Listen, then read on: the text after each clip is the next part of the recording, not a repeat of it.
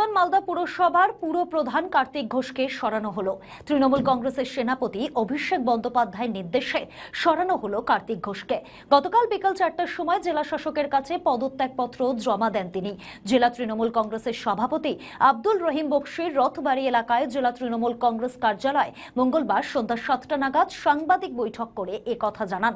তিনি জানান, লোকসভা নির্বাচনে ফলাফল খারাপ হয়েছিল মালদায়। অভিষেক বন্দ্যোপাধ্যায় রাজ্য জুড়েই লোকসভা নির্বাচনের ফলাফলের একটি সার্ভে করেছিলেন।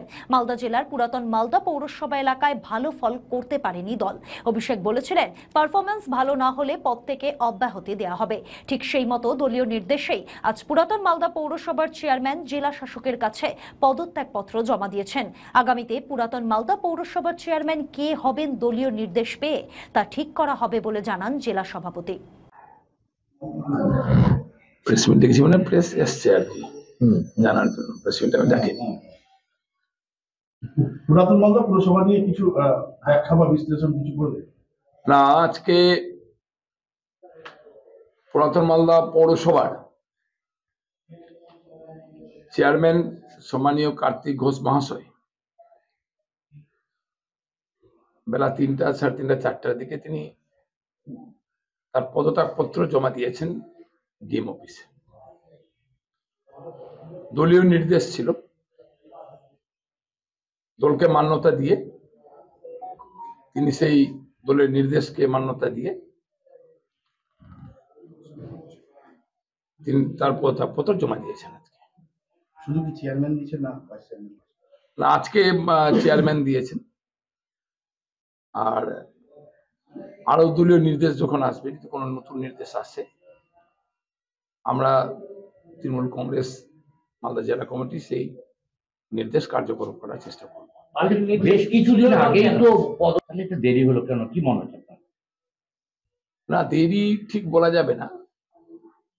যিনি পদত্যাগ করেছেন তিনি দলের নির্দেশকে একবারে পূর্ণ মান্যতা দিয়েছেন। দল যখনই তাকে বলেছে যে আপনাকে পদত্যাগ করতে হবে, তখন তিনি সাথে সাথে এগ্রি করেছেন। আমি দলের বাইরে না। কতগুলো ফর্মালিটিস ছিল, সেগুলো মেনটেন করতে গিয়ে তো 2 দিন দেরি হয়েছে বা 5 দিন দেরি হয়েছে, কিন্তু তিনি দলের নির্দেশ আমরা যেমনি তার কাছে পাঠাই, তিনি সেটাতে একমত হন। দল যখন চাইছে যে পদত্যাগ করতে হবে, আমি পদত্যাগ করে দিব। এমন কি ঘটলো যে একজন দক্ষ নেতা কার্তিক বাবুকে এই পজিশনটা দিতে হবে? আমাদের সর্বভারতীয় সাধারণ সম্পাদক সম্মানীয় অভিষেক ব্যানার্জি মহাশয়, উনি একটা সার্ভে করেছিলেন লোকসভা নির্বাচনের পরে গোটা পশ্চিমবঙ্গ জুড়ে, যে যেখানে যেখানে দল লোকসভা নির্বাচনে ভালো ফলাফল করতে পারেনি, এরকম কিছু জায়গাকে তিনি চিহ্নিতকরণ করেছিলেন এবং বলা হয়েছিল তখনই যে তাদেরকে দায়িত্ব থেকে অব্যাহতি দেওয়া হবে। যাদের এলাকাতে বা যাদের যেখান পর্যন্ত দায়িত্ব ছিল সে দায়িত্ব পালন যারা ব্যর্থ হয়েছে, সেই হিসাবে সেই নির্দেশটা আমাদের কাছে এসেছিল এবং সেই নির্দেশটা আমরা পাঠাই এবং সেই নির্দেশ আজকে কার্যকরী হয়। কবে এসেছিল মোটামুটি?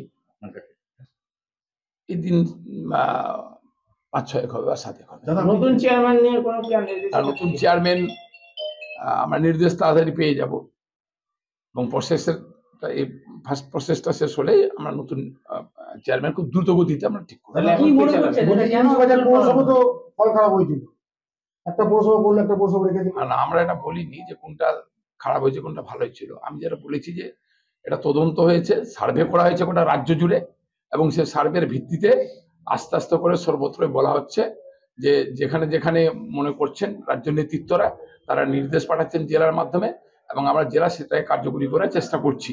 এটা আরো অনেক জেলাতে হয়েছে, শুধু মালদা জেলাতে নয়। সে নির্দেশগুলো পাঠানো হয়েছে। পরবর্তীতে যদি আরো কোনো নির্দেশ থাকে, সেই নির্দেশ যদি আসে, মানে এটা যে আমরা এটা বলছি না যে শেষ হয়ে গেল বা আর কোনো নির্দেশ আসবে না, এটাও আমরা বলছি না। যদি কোনো নির্দেশ আসে নিশ্চয়ই সেটা কার্যকরী হবে, আর যদি কোনো নির্দেশ না আসে তাহলে যেটা আছে সেটাই কার্যকরী হয়েছে। বলছি দাদা, নতুন চেয়ারম্যান কতদিনের মধ্যে বসতে পারে? তাতে কি কাজের কোনো ব্যাঘাত হবে? না, কাজের কোনো ব্যাঘাত হবে না, কারণ নিয়ম হচ্ছে যে যদি চেয়ারম্যান না থাকে সেক্ষেত্রে এসডিও বা প্রশাসনের পক্ষ থেকে কেউ সেটা ওই গ্যাপ টাইমটা দেখবে। আর নতুন চেয়ারম্যান গঠনের ক্ষেত্রে একটা সরকারি নিয়ম কানুন আছে, সেই নিয়ম কানুনটাকে মান্যতা দিতে হবে। কারণ আপনার 7 দিন বা 10 দিন বা 8 দিন গ্যাপিং নোটিশ করার পরে সেটা আবার মিটিং ডাকা, সেই মিটিং ডাকার একটা সময় থাকে যে এতদিনের মধ্যে এটা ডাকতে হবে। সরকারি যে নিয়মটা আছে সেই নিয়মটা মানাতে দিয়ে দ্রুত গতিতে আমরা নতুন চেয়ারম্যান সেখানে স্থাপন করার চেষ্টা করব। বলছি দাদা, সরানোর কারণটা কি? আমি আবারও বললাম যে গত লোকসভা নির্বাচনে গোটা রাজ্য জুড়ে একটা সার্ভে করেছিলেন আমাদের সর্বভারতীয় সাধারণ সম্পাদক সম্মানীয় অভিষেক ব্যানার্জি।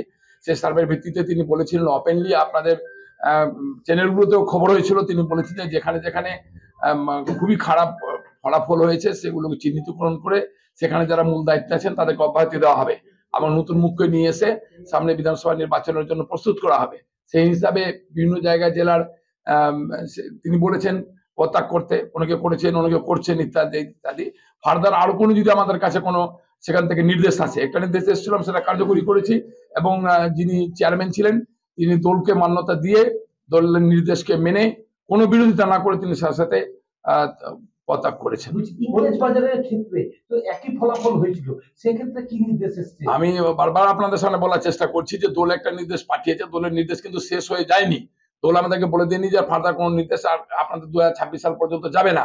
দল একটা নির্দেশ পাঠিয়েছিল, সেটা আমরা কার্যকরী করেছি। দলের নির্দেশের অপেক্ষা যদি কোনো নির্দেশ নতুন করে আসে সেটা আমরা কার্যকরী করব, আর যদি কোনো নির্দেশ না আসে তাহলে আমরা সেক্ষেত্রে তার কিছু বলতে পারছি না।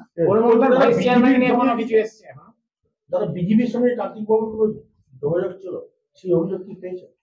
না, সেরকম কোনো অভিযোগ ছিল না, আমাদের জানা নেই সে অভিযোগ। পুরাতন মালদার ভাইস চেয়ারম্যানের কি কোনো নির্দেশ এসেছে? আমি তো বারবার করে একটা কথা বলছি যে একটা নির্দেশ এসেছিল। আপনি জেলা সভাপতি, কি মনে হচ্ছে চেয়ারম্যান বদল করে কি সুবিধা বা অসুবিধা কি মনে হচ্ছে আপনার জেলা সভাপতি? না, দল যেটা সিদ্ধান্ত গ্রহণ করেছেন দলের স্বার্থে করেছেন। আমাদের দল অনেকগুলো সিস্টেমের মধ্যে দিয়ে চলে, অনেক রকমের পর্যবেক্ষণ হয় দলটার মধ্যে, এবং দল পর্যবেক্ষণের শেষে যে সিদ্ধান্তটা গ্রহণ করেন রাজ্য নীতিতে সেটা সঠিক প্রমাণিত হয়েছে বিগত দিনগুলোতেও। আমরা এখানেও মনে করছি যে দল যে সিদ্ধান্ত গ্রহণ করছেন সেটা সঠিক এবং দলের কোনো রকম ক্ষতি হবে না। এবং যিনি চেয়ারম্যান ছিলেন তিনি কাউন্সিলর থাকছেন, তিনি মূলেরই কাউন্সিলর থাকছেন, তিনি আমাদের দলের মালদা জেলা কমিটির সাধারণ সম্পাদক আছেন। অতএব তিনি দলের কাজ করবেন, দলের সক্রিয় ভূমিকা পালন করার চেষ্টা করবেন, কাউন্সিলর হিসেবে এলাকায় কাজ করবেন। ফলে সেই ক্ষেত্রে আমাদের মধ্যে কোনো সমস্যা নেই এবং এই চেয়ারম্যান পদত্যাগের পরে দলের কোনো সমস্যা হবে না। ইস্তফার পরে কোনো কথা হয়েছে চেয়ারম্যানের সঙ্গে? হ্যাঁ, হয়েছে। বলছি দাদা, সম্প্রতি আমাদের ভিডিও ভালো লাগলে লাইক ও শেয়ার করুন, কমেন্ট সেকশনে আপনাদের মতামত জানান। আরও ভিডিও পেতে আমাদের চ্যানেলটিকে সাবস্ক্রাইব করুন এবং প্রতি মুহূর্তে খবরের আপডেট পেতে প্রেস করুন বেল আইকন।